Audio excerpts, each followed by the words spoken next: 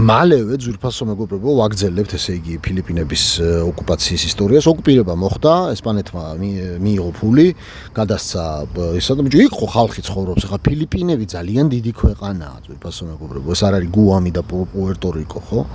უზარმაზარი ქვეყანაა და თავმოყარე ხალხი ცხოვრობს და 1899 წლის თებერვალში მათმა ლიდერმა ემილიო აგუინალდომ აჯანყება წამოიწყო ამერიკელი ოკუპანტების წინააღმდეგ.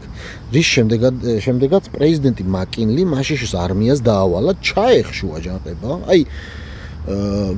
რავი, მეტი ხა ოკუპაცია რა არის? აჯანყდა ეს ხალხი, არავითარი უფლებები აღარა აქვს, იქ ბიზნესები აიწყო, ეს მონება თამუშავებენ და აჯანყდა ეს ხალხი და ამერიკის პრეზიდენტმა გააგზავნა არმია, ჩაეხშო აჯანყება და ფილიპინელები ქრისტიანობაზე მოექცია, ანუ ძალით გაექრისტიანებინა. ფილიპინებს ეს ვთქვათ ეს ისა ხო ეს ამერიკული ღირებულებები რომელიც არის pursuit of happiness და ეს ხო რაღაცა ბედნიერებისკენ სწრაფო. მათ არ ეხებოდათ კაცო ეს და ისა.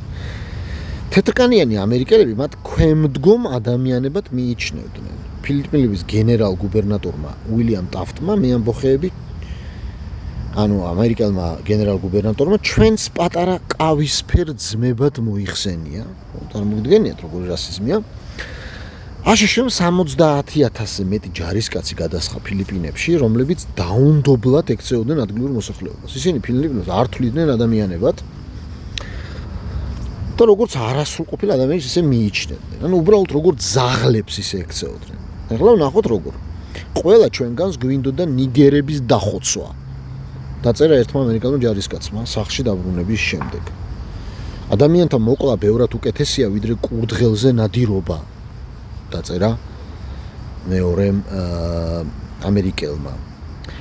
1899 წლებში მიმდინარეობდა ეს ომი და დასრულდა ფილიპინების დამოუკიდებლობის მოძრაობის ჩახშობით. დაიღუპა 20,000-ზე მეტი ფილიპინელი ამბოხებული და 4,000 ამერიკელი ჯარისკაცი. გარდა ამისა 200,000-ზე მეტი ფილიპინელი სამოქალაქო პირი დაიღუპა. ნაწილობრივ ქოლერის ეპიდემიას ემსხვერპლა, იმიტომ რომ ომში ეპიდემიები მძვინვარებს. ამერიკის შეერთებულ შტატებში გაზეთების კითხულმა ფილიპინებში აშშ არმიის მიერ ჩადენილი სასტიკეზე ძალიან მცირე ინფორმაცია მიიღო. 1901 წელს მაგალითად ფილადელფია ლეჯერის ნოემბრის გამოცემაში შემდეგ რამეს ვკითხულობთ. ამჟამინდელი ომი არ არის უსისხლო ოპერატიული შეტაკება. ჩვენ ჯარისკაცებს არ რჩევიათ არანაირი გულმოწყალება. ისინი ხოცავენ ყველას, რათა გაანადგურონ კაცები, ქალები, ბავშვები, ტყვეები, დატყვევებული აქტიური მეამბოხეები და ეჭვმიტანილი პირები. ხშირად 10-12 წლის მოზარდებიც კი, იმ იდეით, რომ ფილიპინელი ცოტათი უკეთესია ვიდრე ძაღლი. ჩვენ ჯარისკაცები მამაკაცებს პირში მარილიან წყალს ასხამდნენ, რათა აელაპარაკებინათ. ისინი ტყვედ იყვანდნენ ადამიანებს, რომლებიც ხელებს წევდნენ და მშვიდობიანად ნებდებოდნენ, ხოლო 1 საათის შემდეგ ყოველგვარი მტკიცებულების გარეშე, რომ ისინი მეამბოხები იყვნენ, ხიდზე აყენებდნენ და თითო-თითოდ ხრეტდნენ, რათა მათი გვამები წყალში ჩავარდნილიყო და დინებას წაეღო. როგორც მაგალითი მათთვის, ვინც ტყვეებით დახვრეტილი ამ გვამებს იპოვიდა. იცი, აგერ არის წყაროები ძვირფასო მეგობრებო, ისტორიკოსები, The Untold History და ასე შემდეგ.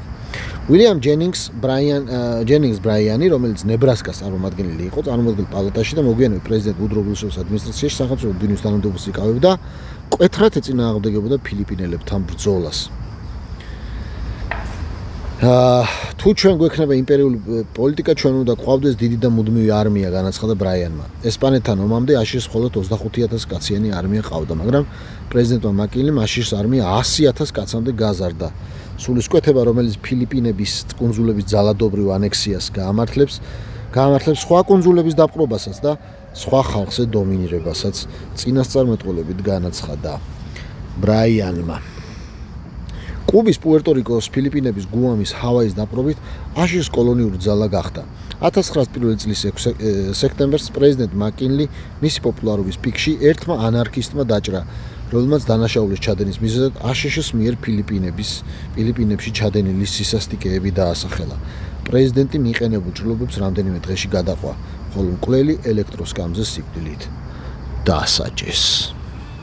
ნახეთ მეგობრებო, აი ასე ნელ-ნელა ამოიქოქა ამერიკის შეერთებულ შტატებში იმპერიალისტური, დამპყრობლური პოლიტიკა და დღესაც ამ უკვე დასახელებულ ქვეყნებში დღესაც ამერიკის შეერთებული შტატები იკავებს იგივე პოლიტიკას, დამორჩილებული ყავს ხალხი, ფილიპინელებზე უამრავი ბაზა აქვს, ჩინეთის წინააღმდეგ, ჩინეთთან ახლოს არის, გუამში საერთოდ კიდევ ვიმეორებთ, ხალხად არც ართulis, არც პუერტო-რიკოში. ახლა პუერტო-რიკოში წახვიდე რაღაც ხალხი, მე ვიცნობ რამდენიმე პუერტო-რიკოელს და ნორმალურად ცხოვრობს კაცო ის ხალხი, რა, კარგად ცხოვრობს, მაგრამ არანაირი უფლებები, აი დემოკრატიული სახელმწიფო ნაწილი არა აქვს. ახლა კარგად იცხოვრებს, რატო არ იცხოვრებს კარგად, ხო? იქ ძალიან ბევრი ასე ვთქვათ ამერიკელი ცხოვრობს, ძალიან ბევრი მდიდარი ჩავიდა, კარგი ჰავა, კუნძულია, ბევრი მდიდარი ადამიანი გადასახლდა და სახლები აიშენა და იქ ახლა ადგილობრივ მოსახლეობას დასაქმდა. აი ასეთი სიტუაციაა, ძვირფასო მეგობრებო. გუამი საერთოდ უბრალოდ ბაზაა ამერიკის შეერთებულ შტატებში, ადგილობრივ რაღაცა, რამოდენიმე ათასი ადამიანი ცხოვრობს იქ და არავინ იმას არაფერს არ ეკითხება. აი ასეთი სიტუაციაა, ძვირფასო მეგობრებო. მადლობა და გავაგრძელებთ.